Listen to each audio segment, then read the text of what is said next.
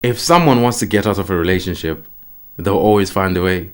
The smallest thing that would have been discussed over a cordial and cool-headed conversation, they'll just use that to break free. And listen, if someone no longer thinks that you're part of their journey or that your parts are now coming to a diverging intersection or whatever, right? Let them go.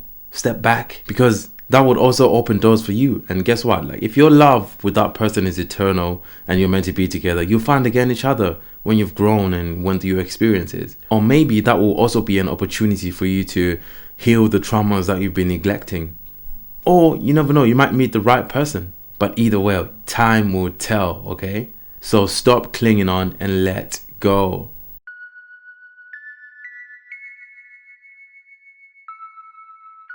Hello, 'tis I. Listen, being dumped is always a blessing. This is a time for you to figure out what's going on with you. To figure out how are you showing up in relationships. What do you need from the other person? What's important to you? Stop bunny hopping from one relationship to the next, wondering why it never works. Oh, bro, you know what? It never works out for me. Come on.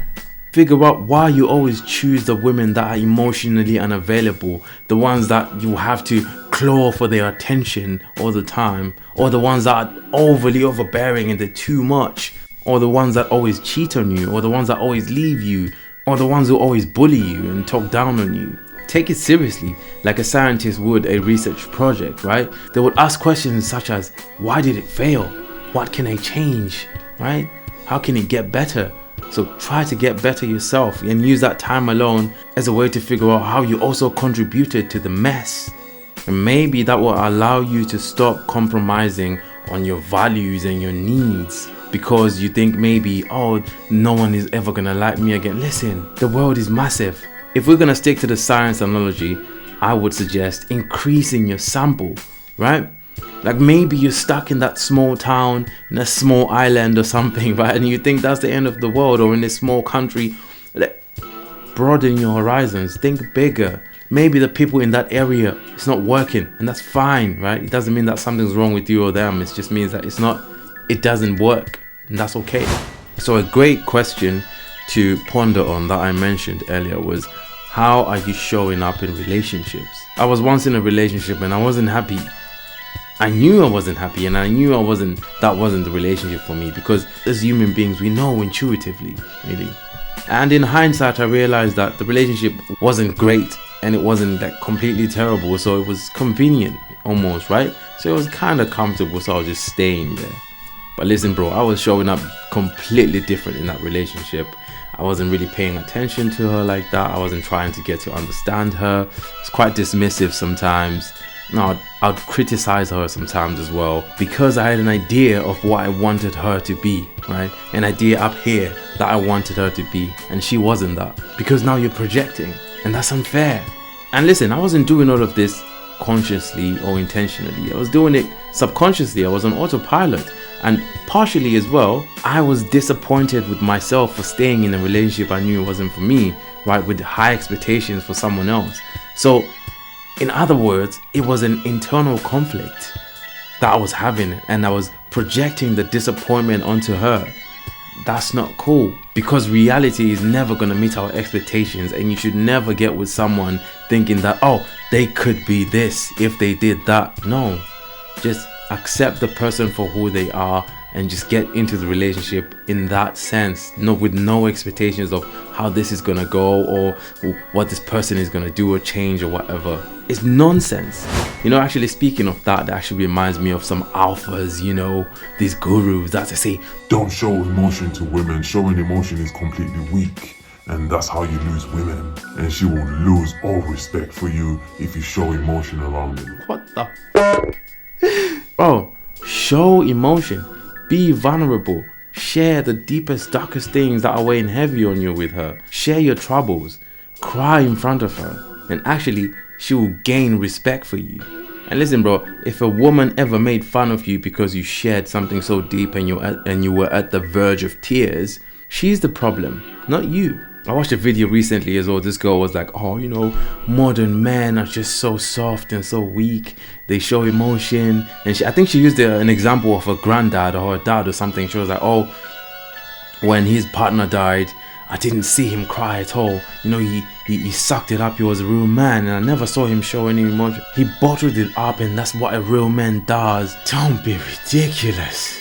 The reason why men are ending their lives more than women is because it's women like that make men feel like they can't share their emotions. And when the men turn to their brothers, the brothers compare them to females or like homosexuals or something like that, right? Because you're being vulnerable.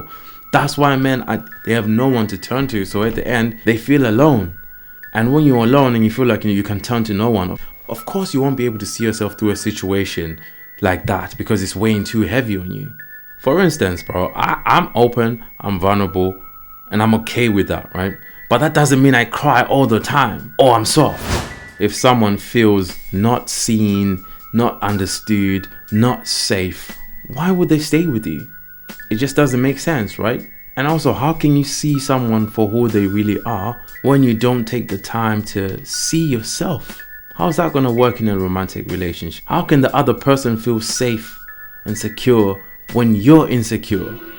And your insecurities are manifesting themselves through jealousy, being possessive, being controlling, entitlement, and being demanding to the other person so much. Oh, you should do this for me so I can feel that way.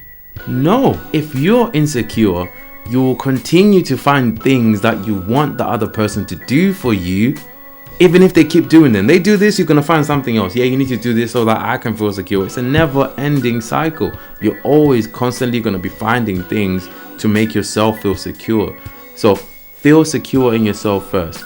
Know that you don't need someone else to make you feel a certain way, right? Show up in a relationship or to a relationship knowing who you are, what you value, what you want. Come on, give people a break. And I would like to end by saying, don't act how you think she wants you to act because you want her to stay. Listen, be yourself. And if she doesn't like that, that's okay. She can bounce. That's fine. She's not the right one for you and you're not the right one for her. And that doesn't mean, oh, now she belongs to the streets, right? And now you're upset, you start demeaning her and cussing her out. Oh, you're overweight anyway. Oh, you don't look that good anyway. Come on. That's immature. Take it and move on. See, now that's manning up to me. That is the definition of manning up. And just realizing that, yes, it's not that what you thought it was. You take it on the chin, you keep moving. And don't be in such a rush to find someone as well. Being alone is a golden opportunity to do so much. To have the freedom to explore and grow and taste so many things. Not females, things. Build your skills by getting involved in different projects, curricular activity, whatever, right? This is why also at university, they encourage students to get involved in extracurricular activities, because by doing that, you get to know more of yourself, what you like to do, what you don't like to do. And then that's when you build your character.